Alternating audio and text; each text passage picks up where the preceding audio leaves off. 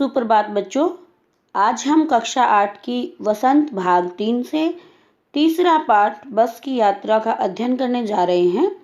बस की यात्रा पाठ के लेखक हैं डॉक्टर हरिशंकर परसाई जी, जिन्होंने एक व्यंग्य शैली में इस पाठ को लिखा है।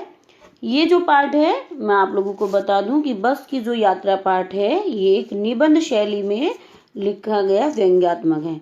अब व्यंग्य का अर्थ यहाँ पे क्या होता है कि लेखक ने बस के माध्यम से, पुरानी बस के माध्यम से यातायात के साधनों पर और प्राइवेट जो कंपनीज जो बसें चलाती हैं उनके लालच पर, उनके स्वार्थ पर एक व्यंग्य कसा है। और इसमें हास्य शैली का भी प्रयोग किया गया है कि व्यक्ति टूटी फूटी बसों में जब यात्रा करते हैं तो किस प्रकार से हंसी मजाक उसमें होता है। तो आइए शुरू करते हैं बस की यात्रा। बस की यात्रा से ही आप समझ गए होंगे कि पाठ के नाम से ही हमें समझ में आ रहा है कि हम किसी बस की यात्रा के बारे में यहाँ पर बात करेंगे। यात्रा का अर्थ होता है आना जाना, कहीं पर जाना, घूमने जाना, बस के माध्यम से कहीं पर जाना, कहीं पर पहुंचना।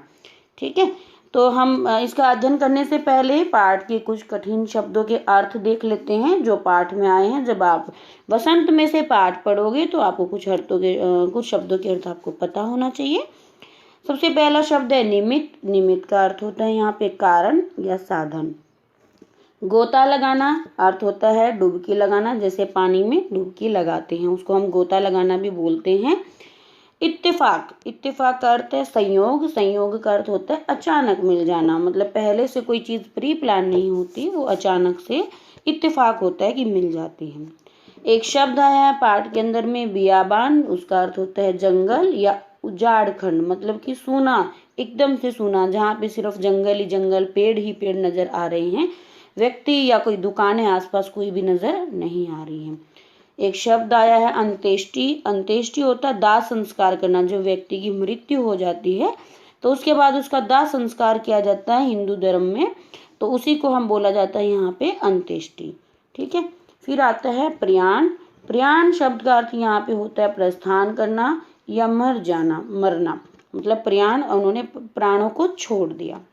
फिर आता है बेताबी। बेताबी उनका अर्थ होता है बेचैनी, बेचैन हो जाना।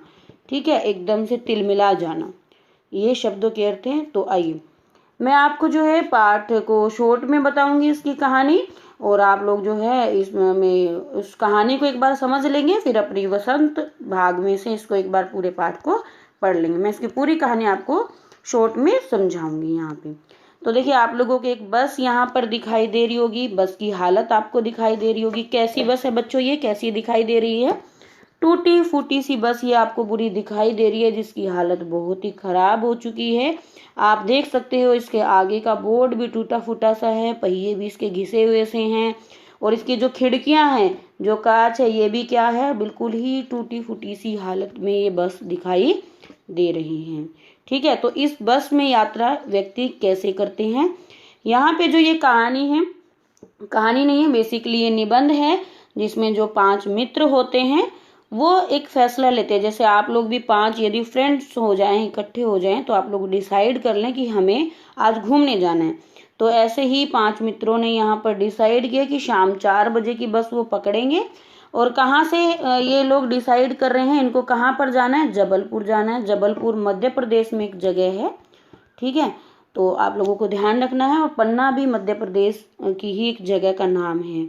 तो पन्ना से इसी कंपनी की बस सतना के लिए घंटे भर बाद चलती है, जो जबलपुर की ट्रेन मिला देती है। यानी 5 दोस्त मिलके क्या तय कर रहे हैं कि वो पन्ना से इस बस को पकड़ेंगे, और ये जो बस है उनको कहाँ स्टेशन तक पहुंचा देगी, जो जहाँ से वो जबलपुर की एक ट्रेन पकड़ लेंगे। यानी 5 दोस्तों को कहाँ पर जाना है? जबलपुर में जाना है। बस कहाँ से पकड़नी है? पन्ना से निकलकर सतना के लिए भरती है। ठीक है, पन्ना से उन लोगों को बस पकड़नी है, ये उन लोगों ने डिसाइड किया। उसके बाद उन्होंने और क्या डिसाइड किया आपस में? उनमें जो 5 व्यक्ति थे, जो 5 फ्रेंड्स थे, 2 व्यक्तियों को सुबह के लिए ऑफिस भी जाना था। तो उन्होंने क्या सोचा कि हम रात में ही अपनी यात्रा जो है पूरी कर लेंगे और सुबह तक अपना ऑफिस के समय पर वापस आ जाएंगे। जैसे आप लोग भी डिसाइड करते हो कि चलो हम आज रात के लिए नासिक घूम आते हैं और सुबह स्कूल के टाइम तक आ जाएंगे। आप लोगों ने भी बहुत सारी ऐसे यात्राओं के बारे में सोचा होगा और कभी कभी आपने की भी होंगी कि रात रात का आपने सफ़र किया और सुबह स्कूल के टाइम पर आ गए, फिर स्कूल आ गए। तो ऐसे ही इन दोस्तों ने भी डिसाइड किया कि जिन दो को सुबह पर काम में आना था, इसलिए उन्होंने क्या सोचा कि हम वापसी का रास्ता भी ऐसे ही तय करेंगे, यानी पहले हम ट्रेन से आएंगे और फिर हम बस को पकड़ लेंगे। लेकिन इतने में क्या होता है, कोई समझदार व्यक्ति, मतलब कि जिसकी कोई उम्र थी, तो वो जो व्यक्ति होता है, कोई समझदार व्यक्ति क्या कहता है कि शाम की बस से सफ़र करना सही नहीं है। सफ़र करने का अर्थ यहाँ पे आप समझ ही गए होंगे, यात्रा करना, ठीक है। तो कोई समझदार आदमी देता है कि शाम वाली बस से सफ़र सही नहीं रहता है। तो फिर पांचों दोस्त पूछते हैं, क्या रास्ते में डाकू मिलते हैं? सामने वाला समझदार व्यक्ति क्या जवाब देता है, नहीं, बस डाकिन है। बस डाकिन का अर्थ यहाँ पे एक शब्द यूज आया है, यहाँ पे बस डाकिन है। तो क्या मतलब बस ही डाकू है? यहाँ पर लेखक ने क्या दिखाया है कि बस की इतनी बुरी, इतनी खस्ता हालत है कि वो आपको पहुंचा नहीं पाएगी, ठीक है। तो हम आगे बढ़ते हैं। बस को देखा तो श्रद्धा उमड़ पड़ी, खूब व्यवहारित थी, सदियों के अनुभव के निशान लिए थी। यहाँ पर लेखक क्या दिखा रहा है कि बस का दिखा रहा है। जैसे उन्होंने बस देखी तो बस इतनी बूढ़ी हो चुकी थी, वयोवृद्ध का अर्थ यहाँ पे आया है कि बस इतनी बूढ़ी हो चुकी थी कि उसको देखकर हमारे मन में श्रद्धा, श्रद्धा एक शब्द यहाँ पर आया। क्या होती है श्रद्धा, किन के प्रति होती है? श्रद्धा हमेशा बड़ों के प्रति होती है। बड़ों के प्रति एक जो सम्मान होता है, आदर भाव होता है, उसी को श्रद्धा कहा जाता है। तो पांचों दोस्तों के मन में क्या हुआ कि बस के प्रति एक श्रद्धा भाव आ गया, यानी उसके प्रति एक आदर का भाव आ गया। और क्या हुआ कि बस इतनी पुरानी हो गई थी, आप लोगों ने बहुत बार देखी होगी पुरानी सी बस एकदम, जिसमें बैठने का मन नहीं करता है। तो क्या है, लेखक क्या कह रहा है यहाँ पे कि बस पे इतने ज्यादा निशान थे, मतलब वो इतनी पुरानी हो चुकी थी, ऐसा लगता था पता नहीं कितने समय से बस वो चल रही है। उसके ना टायर बदले गए हैं, ना उस पे शीशे लगवाए गए हैं, और वो बहुत ही पुरानी हो चुकी है। और ऐसा लग रहा था सभी लोगों के निशान, निशान यानी चिन्ह, मतलब कि उस बस पर लगे हुए हैं। तो यहाँ पर ये बस का वर्णन लेखक करते हैं। इनमें से ही जब बस की कंपनी के एक हिस्सेदार भी इस बस में जा रहे थे। बस कंपनी के हिस्सेदार का मतलब क्या है, जो बस चला रहे हैं, जो पैसा लगाते हैं। एक व्यक्ति उनमें वो भी बैठा था। उस व्यक्ति को पता भी था कि बस कितनी बुरी हालत है, बस का नवीनीकरण करने की जरूरत है, आवश्यकता है। नवीनीकरण एक शब्द मैंने बोला यहाँ पे, नवीनीकरण का अर्थ है कि बस का जो है मरम्मत की जानी चाहिए। ये जो है बात बस मालिकों को भी पता है, लेकिन वो स्वार्थवश अपना पैसा कमाने के लिए उस बस पे पैसा खर्च ही नहीं कर रहे थे, ठीक है। तो वो भी बोले। तो पांचों मित्रों ने पूछा, ये एक हास्य व्यंग में, हास्य शैली में लिखा हुआ है निबंध। तो उन्होंने पूछा कि ये बस चलती भी है? उन्होंने किससे पूछा? कंपनी के एक हिस्सेदार व्यक्ति से पूछा जो बस में सफर कर रहा था। तो वो बोले, चलती क्यों नहीं है जी, अभी बस चलेगी। हमने कहा, वही तो हमें देखना चाहते हैं, अपने आप चलती है क्या ये? इस तरीके से किन किन के बीच में, पांचों मित्रों के बीच में और कंपनी के हिस्सेदार के व्यक्ति के बीच में बातें हो रही हैं। तो थोड़ी देर बाद क्या हुआ, बस जो है चली, बस को शुरू किया है। वहां पर कोई डॉक्टर भी सफर कर रहे थे बस के अंदर में। जैसे आप लोगों ने देखा होगा, जब आप सफर करते हैं तो बस में बहुत सारे लोग होते हैं, आपस में जान पहचान भी हो जाती है। तो उन्होंने कहा, डॉक्टर मित्र ने क्या कहा, डरो मत, चलो, बस अनुभवी है, नई नवेली बसों से ज्यादा विश्वसनीय है। नई नवेली, यहाँ पे एक शब्द आया, नई नवेली, मतलब जो नई नई बसें हैं, इनसे ज्यादा विश्वास के योग्य है। यह बस हमें बेटों की तरह प्यार से गोद में लेकर जाएगी। इस तरीके से आपस में जो है व्यक्तियों के बीच में वहां पर बातें चल रही हैं। और इस तरीके से आप लोगों ये चित्र देख रहे होंगे, पांचों मित्र जो हैं बस में बैठ जाते हैं, और जैसे ही वो बस में बैठते हैं तो इंजन को स्टार्ट करता है। जो ड्राइवर होता है वो इंजन को स्टार्ट करता है, और जैसे ही वो इंजन को स्टार्ट करता है तो बस में बहुत सारी आवाज आती है। बहुत सारी आवाज ऐसी आती है कि पूरी बस हिल जाती है। आप लोगों ने कई बार देखा होगा, जो पुरानी बस होती है एकदम पूरी, उसकी खिड़कियां भी आवाज करती हैं, बस का इंजन तो आवाज करता ही है। और लेखक को क्या लगता है कि हम बस में नहीं बैठे हैं, हम किस में बैठे हैं, इंजन के अंदर ही बैठे हैं। ऐसा क्यों लग रहा था लेखक को, ये आप समझ गए होंगे, क्योंकि बस इतनी आवाज कर रही थी बस इतनी जोर से मतलब जोर जोर से हिल रही थी कि ऐसा लग रहा था कि वो इंजन के अंदर ही बैठे हैं। और बस की खिड़कियां जो है वो सारी टूट चुकी थी, थोड़े छोटे छोटे कांच उनमें बचे हुए थे, ऐसा लग रहा था कि कहीं किसी व्यक्ति को उनसे चोट ना लग जाए। तो ये आप चित्र देख सकते हैं। उसके बाद जब इस तरीके से बस चलती है तो लेखक को एक महात्मा गांधी के एक आंदोलन का एक मूवमेंट की उनको याद आती है। और वो कौन सा मूवमेंट था? असहयोग और सविनय अवज्ञा आंदोलन। सविनय अवज्ञा से आप समझ सकते हो, जब अंग्रेजों के खिलाफ भारतीयों ने ये एक विद्रोह किया था सन 1930 ईस्वी में। ये आप देख सकते हो कि भारतीयों ने क्या कहता, सविनय अवज्ञा का अर्थ है यहाँ पे कि हम आपकी आज्ञा का पालन नहीं करेंगे। तो लेखक ने यहाँ पर सविनय अवज्ञा को बस से क्यों जोड़ा है, ये आप सोच सकते हो कि बस का एक एक पुर्जा ये कह रहा था बस से कि मैं तुम्हारे साथ चलने के लिए तैयार नहीं हूँ। फिर भी उनके लिए क्या था कि उनको जबरदस्ती ले जाया जा रहा था। जिस प्रकार भारतीयों से जबरदस्ती हो रही थी, भारतीय अंग्रेजों की एक भी बात मानने के लिए तैयार नहीं थे, उसके बाद भी जो है भारतीयों से सारी बातें मनवाई जा रही थी। इसलिए महात्मा गांधी ने सविनय अवज्ञा आंदोलन किया था। और ये बस भी कुछ इसी प्रकार से कह रही थी। यहाँ पर लेखक क्या बातें कह रहा है? लेखक एक तो हमारे जो यातायात की व्यवस्था है, जो नियम है वाहनों के लिए, वाहन मतलब जो जैसे गाड़ी चलती है, बस चलती है, इन्हीं को हम वाहन बोलते हैं, साधन। तो ठीक है, वाहन के जो साधन हैं इनके लिए कुछ नियम कानून होने चाहिए, जो कि यहाँ इस पाठ में क्या दिखाया गया, बस कंपनी के मालिकों ने बिल्कुल भी उन नियमों का ध्यान नहीं रखा था। ठीक है, उस समय में जो है सिर्फ और सिर्फ वो पैसा कमा रहे थे और बस पे कोई पैसा खर्च नहीं कर रहे थे। यात्रियों की सुरक्षा से संबंधित उनको कोई भी चिंता नहीं थी, क्योंकि बस की ऐसी हालत थी, बस कहीं पर भी ब्रेक फेल हो सकता था बस का यदि एक्सीडेंट हो जाए तो सारे यात्री मर सकते थे। लेकिन यहाँ पर जो है बस कंपनियों ने बिल्कुल भी बस को सही नहीं करवाया। ठीक है, तो यहाँ पर लेखक ने सविनय अवज्ञा आंदोलन की से बस से तुलना की है। सीट का बॉडी से असहयोग चल रहा था, कभी लगता सीट बॉडी को छोड़कर आगे निकल जाएगी, कभी लगता था कि सीट को छोड़कर बॉडी आगे जा रही है। मतलब वो जिस सीट पर बैठे थे उनको ऐसे लग रहा था कभी सीट आगे जा रही है और कभी सीट पीछे जा रही है, इस तरीके से।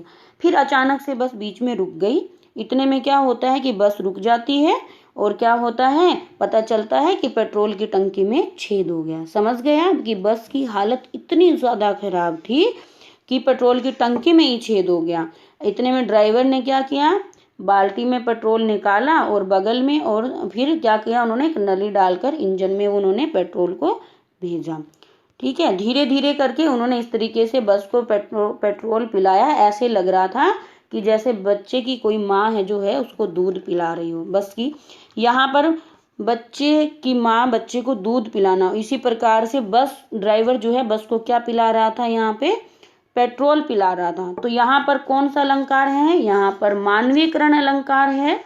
मानवीकरण अलंकार कहाँ पर होता है, जब निर्जीव वस्तुओं की तुलना, जब निर्जीव वस्तुओं को किस रूप में दिखाया जाता है, हमेशा सजीव। निर्जीव मतलब जिसमें जान नहीं है, सांस नहीं होते, जो सांस नहीं लेते। यहाँ पे बस कैसी है, एक निर्जीव है, लेकिन उसको किस रूप में दिखाया हुआ है, एक व्यक्ति के रूप में दिखाया हुआ है। जैसे व्यक्ति एक बूढ़ा हो जाता है उसी प्रकार से बस भी बूढ़ी हो गई थी। जैसे हमारे मन में व्यक्ति के प्रति एक सम्मान की भावना आती है, उसी प्रकार बस के प्रति भी उन पांचों मित्रों में एक सम्मान की भावना आती है। इसलिए यहाँ पर कौन सा अलंकार का प्रयोग किया गया है, मानवीकरण अलंकार का। 10-15-20 मील बस गई, उसके बाद क्या होता है, सबको डर लग रहा था, सारे पांचों मित्रों को डर लग रहा था कि कहीं ब्रेक फेल ना हो जाए, कहीं बस का स्टीयरिंग ना टूट जाए। और चारों तरफ क्या थे, पेड़ थे और उन पेड़ों पर पक्षी बैठे हुए थे। और यहाँ पर लेखक जो है हर पेड़ को अपना दुश्मन समझ रहा था। अब यहाँ से एक प्रश्न भी बनेगा कि लेखक हर पेड़ को अपना दुश्मन क्यों समझ रहा था। मैं आपको बता दूं क्यों समझ रहे थे, क्योंकि बस की हालत इतनी खराब हो चुकी थी, बस इतनी जीर्ण अवस्था में हो चुकी थी कि यदि बस किसी पेड़ से टकरा जाए तो सारे के सारे व्यक्तियों की मृत्यु वहां पर हो सकती थी। तो यहाँ पर हर पेड़ को अपना दुश्मन समझ रहा था। जो भी पेड़ आता डर लग जाता कि इससे बस टकराएगी, वह निकल जाता तो दूसरे पेड़ का इंतजार हो जाता। झील दिखती तो सोचता कि इसमें बस गोता लगा जाएगी। मैंने गोता शब्द का अर्थ बताया था यहाँ पे। अगर कहीं झील दिखाई देती तो लेखक को डर लग जाता कि कहीं बस इस झील में ना गिर जाए, कहीं गोता लगाना मतलब इस झील में डूब ना जाए। ये आप लोगों को समझ में आ गया होगा। फिर अचानक, एकाएक का अर्थ है यहाँ पे अचानक, फिर बस रुक गई और फिर नहीं चली। यहाँ पर सविनय अवज्ञा आंदोलन शुरू हो गया, मतलब अब बस के एक एक हिस्से ने बिल्कुल मना कर दिया कि अब नहीं चला जाएगा। कंपनी के हिस्सेदार कह रहे थे बस तो फर्स्ट क्लास है जी। अब कंपनी के हिस्सेदारों की यहाँ पे धूर्तता आप लोग देख सकते हैं कि बस की हालत इतनी खराब है, उसके बावजूद भी वो क्या कह रहे हैं, बस तो फर्स्ट क्लास है। लेकिन ये वो यात्रियों को शांत करने के लिए क्या कह रहे हैं, यह तो इत्तेफाक है कि यह तो अचानक ही हो गई है, अदरवाइज बस बहुत अच्छी है। क्षीण चांदनी में वृक्षों की छाया के नीचे वह बस बड़ी दयनीय लग रही थी। क्षीण चांदनी मतलब मध्यम मध्यम चांदनी थी, और वो बस कैसी लग रही थी उस चांदनी रात में, बिल्कुल ही दयनीय, मतलब बहुत ही, जिस पर दया हम करते हैं, बहुत ही बुरी हालत उसमें लग रही थी। और ऐसा लग रहा था बस को देखकर जैसे कोई वृद्ध मतलब जैसे कोई बूढ़ा व्यक्ति थक कर बैठ गया हो और उसको जबरदस्ती चलने के लिए कहा जा रहा हो। और वहां पर लेखक को ऐसा लग रहा था कि यदि ये बस पूरी तरीके से यदि मर गई तो हम इस बियाबान में, यानी हम इस जंगल में अकेले ही रह जाएंगे और हमें इस बस का दाह संस्कार करना पड़ेगा।